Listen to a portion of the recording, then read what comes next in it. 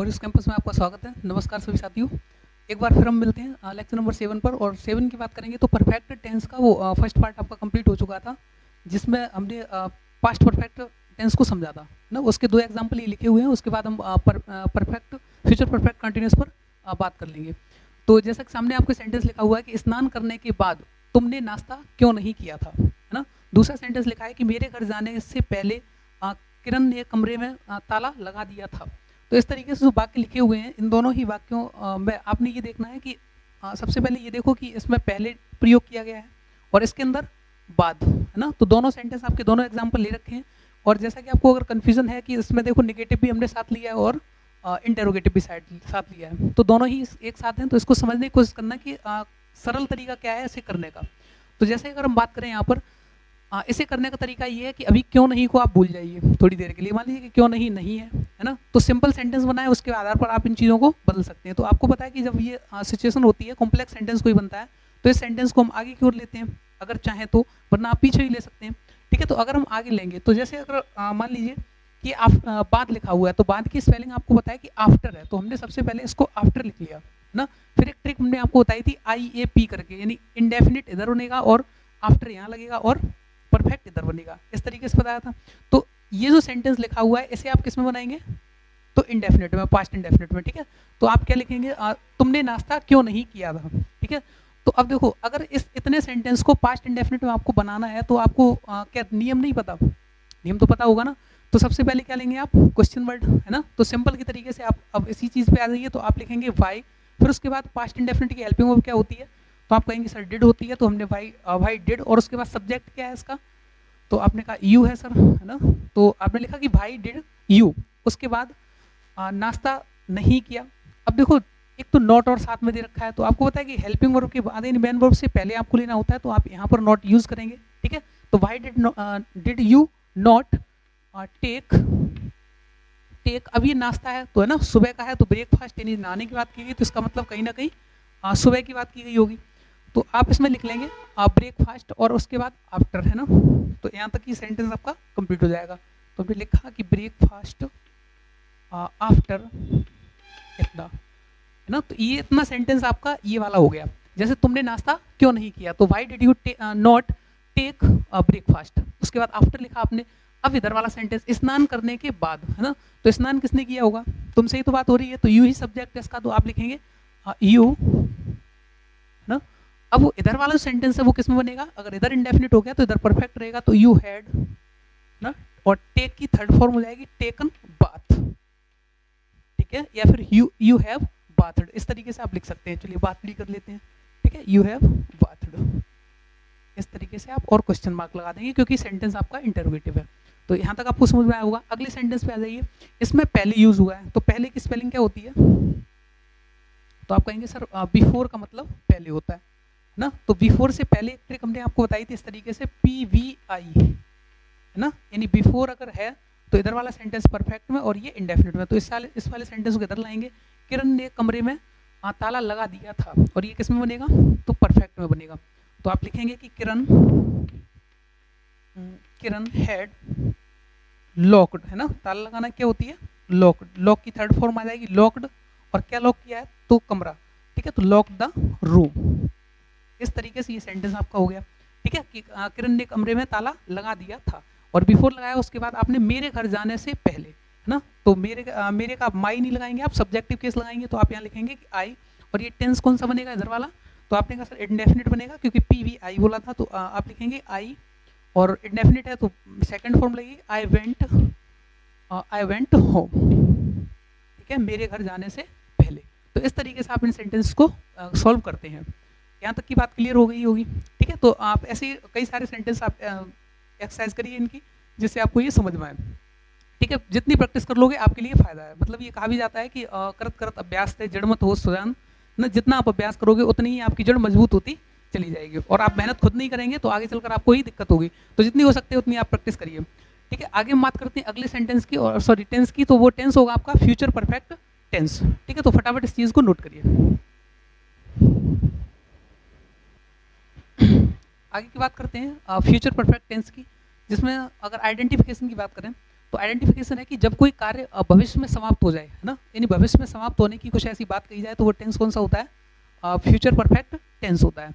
तो future perfect tense की दूसरी आइडेंटिफिकेशन ये कहती है अगर क्रिया के साथ हम चुका होगा, चुकी होगी, है ना, या चुके होंगे ऐसे शब्द जोड़ देंगे तो वो भी क्या बनेगा, फ्यूचर परफेक्ट टेंस हो जाएगा। ठीक है, अगली हम बात कर लेते हैं इसके हेल्पिंग वर्ब की। तो हेल्पिंग वर्ब इसकी बनती है, जैसा कि आपको पता है कि परफेक्ट टेंस में हैव फॉर्म लेते हैं तो इसकी भी हैव फॉर्म बनाई जाएगी और विल हैव के साथ ये बनेगा। ठीक है, तो विल हैव और एक और इसकी होगी वो सेल हैव, है ना। और आपको पता है कि विल हैव कब यूज करेंगे और सेल हैव, क्योंकि पीछे जैसा कि आप पढ़े हो तो आई और वी के साथ, है ना, आई और वी के साथ इनको लेना है, बाकी के सबको साथ किसको लेना है, विल हैव को, ना। यहाँ तक क्लियर हुआ। दूसरी आपको मेन वर्ब के बारे में भी इसकी कॉन्सेप्ट पता होगा कि मेन वर्ब परफेक्ट टेंस है तो इसका मतलब कौन सी लेनी पड़ेगी, तो वर्ब की थर्ड फॉर्म, है ना, थर्ड फॉर्म ऑफ वर्ब, है ना। यहाँ तक क्लियर हुआ होगा। ठीक है, तो यहाँ तक कोई समस्या नहीं होगी। एक बार फिर समझ लीजिए कि इसकी पहचान होती है कि जब कोई कार्य भविष्य में समाप्त हो जाए या समाप्त होने की बात कही जाए या कोई दो कार्य, है ना, इसमें दो कार्य वाला भी कॉन्सेप्ट है। ठीक है, उससे कॉम्प्लेक्स, ये सिंपल सेंटेंस की बात हो रही है, कॉम्प्लेक्स में दो कार्य जैसे आपने फ्यूचर पास्ट परफेक्ट में पढ़े थे उसी तरीके से इसके अंदर पढ़ेंगे। ठीक है, तो क्रिया के साथ चुका हुआ, चुकी होगी जब भी जुड़े हों, और उसके अलावा इसकी हेल्पिंग वर्ब की बात करें तो विल हैव और शैल हैव, ना, और इसकी मेन वर्ब की थर्ड फॉर्म आप प्रयोग करते हैं। यहाँ तक बात समझ में आ गई होगी। ठीक है, अब इसके हम एग्जाम्पल की बात कर लेते हैं, उसके बाद इसके कॉम्प्लेक्स को समझेंगे। तो जैसा कि आपको पता है कि जब भी आप ऐसे सेंटेंस बनाते हो, जैसे मैंने आपके सामने लिखा सेंटेंस कि हमारे एग्जाम,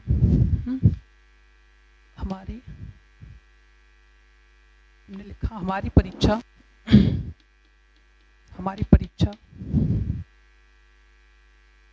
जून तक समाप्त हो चुकी होगी, है ना। इस तरीके से एक सिंपल सेंटेंस लिखा कि हमारी परीक्षा जो है वो जून तक समाप्त हो चुकी होगी। ध्यान रखना, एक कॉन्सेप्ट आप याद रखना कि तक इसमें शब्द आएगा मोस्टली ज़्यादातर, तो तक के लिए हम एक स्पेलिंग लेते हैं बाई, ना।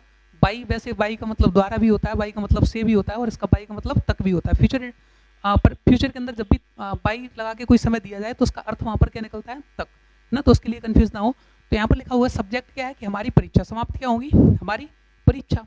तो यहाँ पर आप लिखेंगे कि अवर एग्जामिनेशन, है ना। उसके बाद आप क्या लिखेंगे, इसकी हेल्पिंग वर्ब चाहिए क्योंकि आपने सब्जेक्ट लगा लिया, तो हेल्पिंग वर्ब क्या है, विल हैव। तो आप लिख लेंगे कि विल हैव, है ना।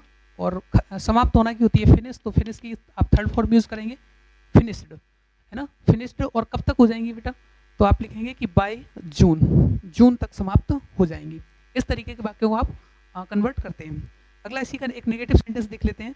मैंने कहा कि रोहन आगरा पहुंच चुका होगा। ठीक है, हमने लिखा कि रोहन आगरा पहुंच चुका होगा, भविष्य में किसी काम होने की, पहुंचने की पूरी संभावना दिखाएगी। ठीक है, पूरा होने की। तो आप क्या लिखेंगे, सबसे पहले सब्जेक्ट आपने लिखा रोहन, फिर उसके बाद हेल्पिंग वर्ब विल हैव, ना, और फिर उसके बाद पहुंचना की आप लगाएंगे थर्ड फॉर्म, तो आपने लिखा रीच्ड, और कहाँ पहुंचा वो, आगरा, तो रीच्ड आगरा। ध्यान रखना, रीच्ड और एंट्री ऐसे वर्ड है जो अपने बाद प्रीपोजिशन नहीं लेते हैं, तो यहाँ पर रीच्ड टू आगरा नहीं करेंगे आप, ये भी आपको ध्यान रखना है। ठीक है, एरर डिटेक्शन में आपका आता है, तो ये क्लियर हुआ। ठीक है, अब इनके कुछ नेगेटिव पार्ट्स हैं, जैसे मैं कुछ सेंटेंस लिखता हूँ और उस पर फिर आप उसे नोट करिए। ठीक है, ये नोट करिए।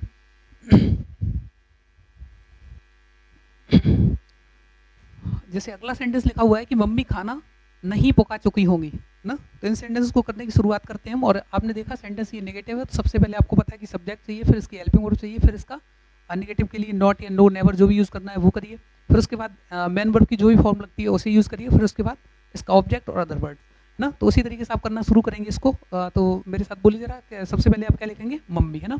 तो आपने लिखा कि मम्मी, ना, और इसकी हेल्पिंग वर्ब क्या है, वेरी गुड, आपने बोला विल हैव। अब देखो यहाँ पर एक डाउट है आपको, तो मैंने कुछ समय पहले आपको कॉन्सेप्ट दिया था कि जब भी कोई हेल्पिंग वर्ब 3 या 2 पार्ट से मिलकर बनी हो तो आपको नॉट हमेशा फर्स्ट पार्ट के तुरंत बाद लिख देनी है। तो नॉट आप कहाँ एडजस्ट करेंगे, यहाँ पर। तो इसका मतलब ये हो गया कि बिल और हैव के बीच में ही नॉट आना है। ठीक है, तो आप लिखेंगे बिल नॉट, है ना। तो नॉट को हमेशा ध्यान रखना कि बिल नॉट हैव होता है, कि ना कि आप बिल हैव के बाद नॉट लगा दें। ठीक है, तो बिल नॉट हैव, और उसके बाद क्या करना है आपको, पकाना की क्या होती है, कुक की आपको कौन सी फॉर्म लगानी है, थर्ड, तो आपने कुकड, और क्या पकाया उन्होंने, तो द फूड। इस तरीके से आप इसे बनाते हैं। अगला सेंटेंस लिखा है कि क्या हम 10 बजे तक ऑफिस पहुंच चुके होंगे, है ना। जैसे आपसे पूछा कि क्या हम 10 बजे तक ऑफिस पहुंच चुके होंगे, तो माइंड में आपके एक सवाल आया होगा कि ये तो क्वेश्चन है और इसका जवाब हाँ या ना में देंगे, और हाँ या ना में देंगे अगर, तो आप कहीं ना कहीं हेल्पिंग वर्ब को आगे लगाएंगे। तो आपने सबसे पहले क्या लिखेंगे, आप एक ही पार्ट को हम आगे निकालते हैं, बाकी के पीछे रहते हैं ना सब्जेक्ट के। तो आप लिखेंगे सबसे पहले विल। अब देखो हम हैं तो यहाँ पर विल तो यूज नहीं कर सकते, हम लिखेंगे क्या, शेल। तो शेल के बाद हमें सब्जेक्ट देना है और उसके बाद अब बची हुई हेल्पिंग वर्ब का पार्ट रखना है, और वो कौन सा है, हैव, है ना। तब जाके आपकी पूरी हेल्पिंग वर्ब बनी। उसके बीच में कौन घुसा, नॉट भी इसके बीच में घुसेगी सब्जेक्ट के बाद, और सब्जेक्ट इससे पहले, ठीक है, ध्यान रखना। तो शेल भी हैव, आप वर्ब की थर्ड फॉर्म पहुंचना कि आप लगाएंगे रीच्ड और ऑफिस, है ना। और तक के लिए क्या कॉन्सेप्ट बताया था, तक के लिए आप लगाना है वाई, और आप क्या लिख देंगे 10 o'clock, ठीक है, और क्वेश्चन मार्क। यहाँ तक कोई समस्या। तो ये चीज़ें हैं आपकी जो इस तरीके से आपको डाउट ये क्लियर करना है, ठीक है। तो अगले सेंटेंस की हम बात करें कि मनु उसे क्यों पीट चुकी होगी, है ना। जैसे आपने क्यों देखा तो इसका जवाब हाँ या ना में तो नहीं हो सकता, और हाँ या ना में नहीं हो सकता तो इसका मतलब इंटरोगेटिव सेकंड है, और इंटरोगेटिव सेकंड है तो सबसे पहले क्वेश्चन वर्ड को उठाएंगे क्यों को। तो आपने सबसे पहले आगे लगाया क्यों यानी भाई, फिर उसके बाद आप हेल्पिंग वर्ब उसकी लेंगे, और हेल्पिंग वर्ब का एक ही पार्ट आपको लेना है विल, और उसके बाद सब्जेक्ट लेना है सीधा, ठीक है। तो विल, और आपने लिखा मनु, और फिर उसके बाद हैव, तब आपकी हेल्पिंग वर्ब पूरी हो पाएगी ना। तो वाई विल मनु हैव, और फिर आप पीटना की बीट और बीटन हो जाती है थर्ड फॉर्म, ठीक है। फर्स्ट फॉर्म बीट रहती है, सेकंड फॉर्म बीट रहती है, थर्ड कौन सी हो जाती है, बीटन हो जाती है। तो भाई विल मनु हैव बीटन, और किसे पीटा उसने, उसे, है ना। तो आप लिख देंगे बीटन हिम, और तो कुछ नहीं बचा, है ना। आप क्वेश्चन मार्क लगा देंगे। तो इस तरीके से ये सेंटेंस आपका हो पाते हैं, ठीक है। तो ये है फ्यूचर परफेक्ट के सिंपल सेंटेंस की कहानी। अब जरा इसके कॉन्सेप्ट में थोड़ा कॉम्प्लेक्स में हम घुस लेते हैं। तो कॉम्प्लेक्स की जब भी बात की जाती है तो इसमें एक शब्द आता है पहले, और पहले की स्पेलिंग क्या होती है, वेरी गुड, बिफोर, है ना। तो उस चीज़ को हम लेकर चलेंगे तो आपका इसमें जो कॉम्बिनेशन बनता है, देखो कंडीशनल सेंटेंस होते हैं, उनकी एक कंडीशन होती है कि आप फ्यूचर के साथ कभी परफेक्ट जो फ्यूचर है उसके साथ पास्ट का आप प्रयोग नहीं कर सकते, फ्यूचर के साथ आप प्रेजेंट में ले सकते हैं, ठीक है। तो ये सेंटेंस का जो कॉम्प्लेक्स पार्ट है वो किस तरीके से बनेगा उस पर हम चर्चा कर लेते हैं, ठीक है। तो इसे नोट करिए आप, और अगले कॉन्सेप्ट को हम समझते हैं। आगे की बात समझिए जरा। फ्यूचर परफेक्ट टेंस में जैसा कि मैंने बताया कॉन्सेप्ट आप लेकर चलेंगे, इसके अंदर एक शब्द मिलेगा आपको पहले, है ना। जबकि आपको पास्ट परफेक्ट टेंस में पहले और बाद दो ऑप्शन मिलते थे, लेकिन इसमें क्या होगा, एक ही कॉन्सेप्ट है पहले वाला, बाद वाले लगा के आप इस सेंटेंस को सही साबित नहीं कर सकते, इसलिए हमारी लैंग्वेज है ये।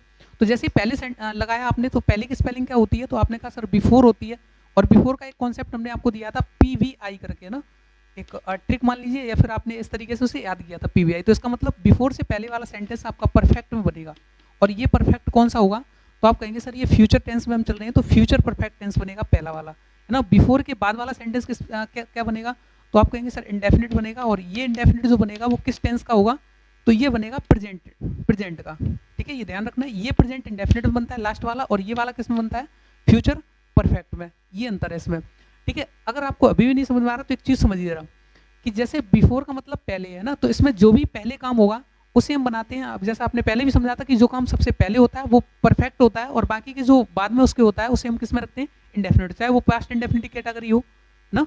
तो अंतर आप कर पा रहे होंगे। तो जैसे सेंटेंस लिखा हुआ है कि पुलिस के गांव पहुंचने से पहले चोर भाग चुका था, पुलिस के गांव पहुंचने से पहले चोर भाग चुका था, तो इनमें दोनों में से पहले काम कौन सा हुआ, तो आप कहेंगे सर पहले तो चोर भागा, उसके बाद ही तो पुलिस पहुंची है ना। तो इस सेंटेंस को आपने देखा कि चोर भाग चुका था, तो ये सेंटेंस किस में बनेगा, फ्यूचर परफेक्ट में। बाकी के जी वाला पुलिस पहुंचने का काम जो हुआ है वो प्रेजेंट इंडेफिनिट में, है ना। तो कॉन्सेप्ट आपको सारे याद रखने हैं, क्योंकि सीरियल दर हमने आपको कराए हुए हैं। तो सबसे पहले इस सेंटेंस को आप बनाएंगे कि चोर भाग चुका था, इसको आप आगे लाए, क्योंकि आपने इसको पहले की यहाँ पर स्पेलिंग लगाएंगे तो उससे पहले इस सेंटेंस को यहाँ लाएंगे। तो हमने लिखा कि थीव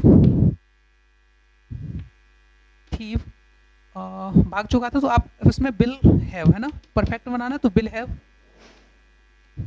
ठीक है। और भागना की क्या होती है, रन रैन, और फिर रन, ठीक है। तो थीव विल हैव रन, उसके बाद आप पहले की स्पेलिंग लगाएंगे बिफोर, है ना। अब पुलिस के गांव पहुंचने से पहले, है ना, तो पुलिस आप लिखेंगे सब्जेक्ट इसमें मिला, इधर इंडेफिनिट बनाना है तो आप लिखेंगे पुलिस, और पहुंचना क्या होता है, रीच। अब देखो रीच रीच जो आपने शब्द लिखा है, एक चीज ध्यान रखना, एक शब्द मिलेगा आपको पुलिस, जब आप नाउन टॉपिक पढ़ेंगे तब आप कर लेंगे ना इसको। अगला मिलेगा पब्लिक, अगला होता है पोल्ट्री ना, पोल्ट्री, और एक होता है पीजेंट्री, PEASENTRY, है ना। यानी पुलिस, पब्लिक, पोल्ट्री और पीजेंट्री, ये पांचों ही शब्द आपके क्या हैं, प्लूरल रहते हैं, प्लूरल फॉर्म में, ठीक है। तो आपको ध्यान रखना कि पुलिस जो शब्द है वो प्लूरल फॉर्म में रहेगा, तो यहाँ रीच ही लिखेंगे, रीचेस नहीं लिखेंगे क्योंकि प्रेजेंट इंडेफिनिट बना रहे हैं। तो आप लिखा पुलिस रीच द ब्लेज, है ना, पुलिस के गांव पहुंचने से पहले। इस तरीके से आप इसे कर पाएंगे सेंटेंस को। तो बात यहाँ तक समझ में आई होगी कि thief will have run before police reach the blaze, ठीक है। अगला सेंटेंस लिखा है कि जिया तुम्हारे आने से, है ना। ये पांच चीजें आपको याद रखनी है, पुलिस, पब्लिक, पोल्ट्री और पीजेंट्री, ये पांचों ही प्लूरल है, इनके साथ सिंगुलर फॉर्म का प्रयोग नहीं करती है। नाउन कैटेगरी जब आप पढ़ेंगे तब समझ में आएगा। अगला सेंटेंस है कि जिया तुम्हारे आने से पहले नहीं सो चुकी होगी। जिया तुम्हारे आने से पहले नहीं सो चुकी होगी, कौन नहीं सो चुका होगा भाई, पहले ये इधर सेंटेंस पढ़ो, तो इसका सेंटेंस आपको सब्जेक्ट कौन है, जिया, है ना। जिया की बात की जा रही है कि जिया नहीं सो चुकी होगी। देखो सेंटेंस लिखा होगा बहुत ही घुमा घुमा लिखा हुआ, ठीक है, तो आपको छांटना तो उसमें से यही कौन सब्जेक्ट है, कौन उसका पार्ट है ना। तो आप समझ पा रहे हैं कि जिया यहाँ से उठाएगी, ठीक है, जिया नहीं सो चुकी होगी, यही तो कहना चाह रहा वो, और किसके आने से पहले, तुम्हारे आने से पहले। तो आप लिखना शुरू करेंगे कि जिया, जिया, और उसके बाद क्या लिखेंगे, अब देखो परफेक्ट आपको बनाना है, तो जिया विल हैव, है ना, जिया विल। अब देखो निगेटिव भी है तो विल नॉट हैव करना पड़ेगा आपको, ठीक है। जो कुछ भी करना है चेंजिंग इस वाली सेंटेंस में पहले पार्ट में ही करनी है, पीछे नहीं करनी, इसीलिए हम इसे पहले लिखते हैं, है ना। तो आपने लिखा कि जिया विल नॉट हैव, सोना की क्या होती है, तो स्लीप की थर्ड फॉर्म आप लगाएंगे स्लेप्ट, है ना।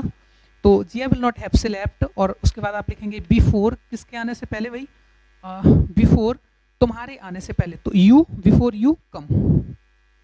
इस तरीके से आप इन्हें बनाते हो। अगला सेंटेंस लिखा है सूर्य निकलने से पहले हम कानपुर पहुंच चुके होंगे। तो सबसे पहले इस सेंटेंस को आप बनाएंगे कि हम कानपुर पहुंच चुके होंगे, तो आप लिखेंगे इसमें वी सेल ना, we shall have reached Kanpur, ठीक है। इतना आप करने के बाद, क्योंकि आपने सबसे पहले सब्जेक्ट, फिर हेल्पिंग वर्ब, और फिर उसके बाद मेन वर्ब, फिर उसका ऑब्जेक्ट, ये जो अदर वर्ड है या कॉम्प्लीमेंट है, ठीक है। उसके बाद आप लिखेंगे यहाँ पर बिफोर, बिफोर सूर्य निकलने से पहले, तो सन। अब देखो इधर आपका जो टेंस है वो प्रेजेंट इंडेफिनिट बन रहा है, और अगर सब्जेक्ट आपका सिंगुलर है ना, द सन करना पड़ेगा, द सन, तो राइज नहीं हो पाएगा, राइजेस करना पड़ेगा, क्योंकि सिंगुलर वर्ब को भी कैसा बनाना है, सिंगुलर, ठीक है। तो इस तरीके से आप इन सेंटेंस को बना पाते हैं। तो यहाँ तक कहानी आपको समझ में आई होगी कि इस तरीके से ये बिफोर वाला कॉन्सेप्ट आपका इसके अंदर दिया जाता है। तो क्वेश्चन ऐसे कई सारे बनेंगे, जब आप स्टोरी करेंगे तो उसके अंदर ऐसे मिलेंगे आपको सेंटेंस। तो यहाँ तक उम्मीद करता हूँ आपको समझ में आया होगा, ठीक है। तो इस चीज़ को नोट करें और आप कॉन्सेप्ट को माइंड में समझें और इसे सॉल्व करने की कोशिश करें। आगे की बात करते हैं हम। तो ये आपने परफेक्ट टेंस को समझ लिया होगा। आगे कुछ कॉन्सेप्ट हैं जिनको हम समझेंगे इस वीडियो में, फिर अगला जो लेक्चर बनेगा वो अगला आपका परफेक्ट कॉन्टिन्यूअस टेंस पे बनाएंगे, ठीक है। तो अगली हम बात कर लेते हैं जरा परफेक्ट कॉन्टिन्यूअस टेंस के कुछ कॉन्सेप्ट की, ठीक है। कॉन्टिन्यूअस टेंस, देखिए बेटा, अगर हम इसकी बात करते हैं तो आपको बताया कि इसमें एक टाइम टेबल चलता है ना, होता वो कॉन्टिन्यूअस टेंस है, अगर उसमें प्लस टाइम कर दिया है तो वो टेंस कौन सा बन जाता है, परफेक्ट कॉन्टिन्यूअस टेंस बनता है। इसमें कुछ चीजें हैं, जैसे मेनली अगर हम बात करें, एक तो सिंस शब्द आपको दिया जाता है कि सिंस का इसमें प्रयोग करना होता है, दूसरा शब्द होता है फॉर, दोनों का जो अर्थ होता है वो से होता है ना। से का इस मतलब ये होता है, से के साथ कोई ना कोई टाइम अगर जुड़ा होगा तो वो टेंस कौन सा होगा आपका, परफेक्ट कॉन्टिन्यूअस टेंस हो जाएगा। जैसे मैंने कहा कि उसने 2 महीने से किराया नहीं दिया है, तो 2 महीने से आपने पॉइंट आउट कर पाया होगा। इसी तरीके से मैंने कहा कि वह 4 घंटे से लगातार पढ़ रहा है ना, तो आपने लिखा 4 घंटे से। मैंने कहा कि मैं 2016 से ये काम कर रहा हूँ ना, तो 2016 से, तो आप इस से शब्द को समझ पा रहे होंगे। तो इस से के लिए कभी कभी हम सेंटेंस में सिंस लगाते हैं, कभी कभी हम फॉर लगाते हैं, वो क्यों लगाते हैं उस चीज़ का रीजन समझ पाते हैं, ठीक है। तो समझने के लिए जो सिंस होता है इसको समझेंगे, तो ये होता है बेटा पॉइंट ऑफ टाइम के लिए, पॉइंट ऑफ टाइम के लिए ना, पॉइंट ऑफ टाइम जानते हैं, अभी समझा रहे हैं, ठीक है। अगला है फॉर, फॉर आप यूज करते हैं पीरियड ऑफ टाइम के लिए, है ना, टाइम का अगर पीरियड है। अब देखो दोनों में अंतर करना समझना, जैसे कोई चीज़ है, अगर यहाँ से लेकर वो यहाँ तक चल रही है तो वो एक क्या है बेटा, तो आप कहेंगे सर वो पीरियड है। जैसे अगर यहाँ से शुरू हुई और यहाँ तक चली, वो क्या है, पीरियड है। लेकिन अगर हमने बात करी इस वाली जगह को क्या कहेंगे, तो ये पॉइंट है, क्योंकि वहाँ से फिक्स वो शुरू किया है। तो इसे पॉइंट हम बोलते हैं इस चीज़ को, और पीरियड क्या होता है यहाँ से लेकर यहाँ तक को। अब सिंस किसके किसके साथ यूज चलती है, कौन कौन से पॉइंट होते हैं, जैसे मैंने कहा 7 बजे, तो आपने कहा लेकिन 7 घंटे कैसा हो गया, 7 घंटे यहाँ से शुरू हुए होंगे और वहाँ पर खत्म हो गए, लेकिन 7 बजे तो आपके फिक्स होंगे, ऐसा तो नहीं कि वहाँ से लेकर यहाँ तक 7 बजे होंगे ना। तो अंतर कर पा रहे हैं आप। यानी अगर मैंने कहा 7 घंटे तो वो पीरियड ऑफ टाइम है, और मैंने कहा 7 बजे तो वो आपका क्या है, पॉइंट ऑफ टाइम। ठीक है, क्लियर है। इसी तरीके से हमने कहा 10 साल का एक पीरियड होता है, तो आपने ये कहा, और मैंने कहा 2010 तो वो फिक्स होती है, 2010 दोबारा से नहीं आ रही, और वो पॉइंट है 2010, जैसे ही मैं कहूँगा आपको माइंड क्लिक करेगा वहाँ तक। ठीक है, तो अंतर को समझना कि आपकी अगर बात की जाए क्लॉक की, ठीक है, क्लॉक में बहुत सारे टाइम होते हैं आपके, 7 बजे 8 बजे है ना, तो इनके साथ आप सिंस लगाते हैं। इसी तरीके से आपकी बात की जाए कैलेंडर की, ठीक है, कैलेंडर की, तो कैलेंडर में भी आपके देखो क्या क्या होते हैं, तो कोई भी डे का नाम दिया जाए, ठीक है, कोई भी मंथ का नाम दिया जाए, कोई भी आपका ईयर दिया जाए, ठीक है, कोई भी ईयर दे दिया है, और उसके अलावा अगर आपका कोई हॉलीडे है, ठीक है, हॉलीडे का मतलब कोई भी छुट्टी है या कोई फेस्टिवल है, तो इन सब के लिए है ना आप सिंस का प्रयोग करेंगे सेंटेंस के अंदर। ठीक है, अन्य जो आपके जैसे मान लो अगर बात करूं मैं part of day and night, ठीक है, part of day and night, जैसे मॉर्निंग हो गया है ना, इवनिंग हो गया, इसी तरीके से अन्य जो होते हैं आपके मिडनाइट हो गया, तो ये सारी जो पार्ट ऑफ डेज होते हैं उनके भी क्या होते हैं, पार्ट ऑफ डे या नाइट हो, तो उनके साथ हम सिंस का प्रयोग करते हैं, है ना। जबकि फॉर किसके लिए होता है, तो अगर हम बात करें फॉर का, तो जब भी पीरियड दिया है, मैंने कहा कि 2 आवर्स, तो इसमें आपको क्या लगाना पड़ेगा, क्योंकि 2 घंटे का एक पीरियड बना, ठीक है, इस पीरियड को हमने फॉर के साथ इंडिकेट करेंगे। इसी तरीके से मैंने कहा 2 ईयर, है ना, मैंने कहा 2 ईयर्स या 3 ईयर्स या 4 ईयर्स, तो ये भी एक क्या है, पीरियड है। इसी तरीके से मैंने कहा 6 मंथ्स, तो ये भी एक प्रकार का पीरियड हो गया। इसी तरीके से हमने कहा कि 3 ईयर्स ना, तो ये सारे क्या हैं, पीरियड हैं। जबकि ये क्या होते हैं आपके, फिक्स होते हैं, जैसे मैंने कहा मंडे संडे ट्यूसडे ना, तो ये सारे आपके कैलेंडर में लिखे होते हैं और फिक्स होते हैं। इसी तरीके से मैंने कोई तारीख दे दी आपको, उस तारीख को भी इसमें अगर चाहें तो आप डेट भी यूज़ कर सकते हैं कि डेट, जैसे मैंने कहा वह 16 तारीख से आपको बुला रहा है, तो 16 तारीख से 16 जो हो गई वो आपकी क्या है, निश्चित है, एक पॉइंट ऑफ टाइम है। और लेकिन अब अगर मैंने कहा कि वह 16 दिन से आपको बुला रहा है, तो 16 दिन आपके क्या है, पीरियड है। ठीक है, तो 16 दिन लगातार वो यहाँ से लेकर शुरू हुआ और यहाँ तक चला, तो ठीक है, ये आपका क्या हो जाता है, फॉर की कैटेगरी में आता है। तो सिंस फॉर का उम्मीद करता हूँ कॉन्सेप्ट आपको क्लियर हुआ होगा। अगर हुआ है तो थोड़े से हम कुछ एग्जांपल लिखेंगे जिनमें आपको बताना है कि सर यहाँ पर सिंस लगाइए, यहाँ पर फॉर लगाइए। ठीक है, तो इसे राइट डाउन करिए, फिर उसके बाद देखते हैं। जैसा कि आपके सामने कुछ एग्जांपल लिखे हुए हैं कि आपको टाइम टेबल में क्या क्या लेना है, सिंस या फॉर, दो चीज़ें आपके सामने हाजिर हैं। तो जैसे अगला पहला सेंटेंस लिखा है कि 2 आवर्स, 2 घंटे, 2 घंटे एक पीरियड है या पॉइंट ऑफ टाइम है, सोच के जरा बता दीजिए। ठीक है, अगला सेंटेंस है कि 2005 ना, 2005 पॉइंट ऑफ टाइम है या फिर पीरियड ऑफ टाइम है, तो आपको समझ में आ रहा होगा अंतर। ठीक है, 2 आवर्स एक घंटे का पीरियड है, यानी यहाँ से शुरू हुआ और यहाँ पर खत्म, तो आप इसके लिए क्या भरेंगे, फॉर करेंगे। ठीक है, इसी तरीके से 2005 ये कैलेंडर में होती है और फिक्स होती है, पॉइंट ऑफ टाइम निश्चित समय है, तो इसका मतलब ये है। अब देखो निश्चित और अनिश्चित समय को भी समझ लिए, ऐसे ही होता है कि 2 आवर्स कोई निश्चित नहीं है कहाँ के हैं, लेकिन 2005 आपको बताया कि क्लियर कर, जैसे ही 2005 का तो माइंड में आपके क्लिक कर जाएगी 2005 है। ठीक है, तो आप इसके लिए क्या लगाएंगे, सिंस प्रयोग करेंगे, सिंस 2005। ऐसे ही मंडे जैसे ही कहा तो आपके माइंड में आ गया, मंडे तो होता है, हफ्ते में है, फिक्स है, तो इसका मतलब सिंस मंडे। लेकिन 14 फरवरी ये भी क्लियर होती है, कैलेंडर में आपके है, तो इसका मतलब सिंस 14 फरवरी। अब आप माइंड में कर रहे होगे कि नहीं ये 2005 की 2006 की, लेकिन 14 फरवरी ये तो क्लियर है, किसी की भी हो, कुछ क्लियर हो रहा है अगर पॉइंट है तो इसका मतलब सिंस है। ऐसे ही मिडनाइट है ना, तो ये पार्ट ऑफ नाइट है, यानी अर्धरात्रि को बोलते हैं, तो ये भी निश्चित होती है, सिंस लगाते हैं। ठीक है, मैनी टाइम्स, कई बार, काफ़ी समय से के लिए मैनी टाइम्स आप लिखा जाता है, तो इसके लिए आप क्या करेंगे, पता नहीं कौन सा समय है लेकिन काफ़ी समय से है, तो इसका मतलब आप फॉर यूज़ करेंगे यहाँ पर। ठीक है, अगला सेंटेंस लिखा था 3 डेज, कौन से डेज हैं पता नहीं, लेकिन ये तो क्लियर है कि ये कोई ना कोई अवधि है 3 दिन की। ठीक है, तो आप इसमें भी फॉर लगाएंगे। अगला सेंटेंस लिखा था होली, आपने जैसे बताया था कैलेंडर में होली का त्यौहार होता है। ठीक है, तो फेस्टिवल्स जितने भी होते हैं वो अपने बाद सिंस लेते हैं, तो सिंस उनसे पहले यूज़ किया था, तो सिंस लगाएंगे। 3 o'clock घड़ी में निश्चित होती है, तो इसके लिए भी आप क्या लगाएंगे, सिंस। अगला 3 ईयर्स, एक पीरियड है ना, पीरियड है, तो यहाँ पर सिंस तो नहीं आएगा, तो क्या आएगा, फॉर आएगा। अगला है मॉर्निंग। मॉर्निंग के लिए आपको बताया कि ये पार्ट ऑफ डे है ना, तो इसके लिए आप क्या लगाएंगे, सिंस प्रयोग करेंगे। ठीक है, तो यहाँ तक उम्मीद करता हूँ ये सारे आपने कॉन्सेप्ट समझ पाए होंगे और परफेक्ट टेंस आपका कंप्लीट हो गया। अब जो हम अगले लेक्चर में बात करने वाले हैं वो हम करेंगे परफेक्ट कंटिन्यूअस टेंस की। तो ये कॉन्सेप्ट था एक सिंस और फॉर का, जो हर एक टेंस में आप प्रयोग करेंगे इसके पार्ट में।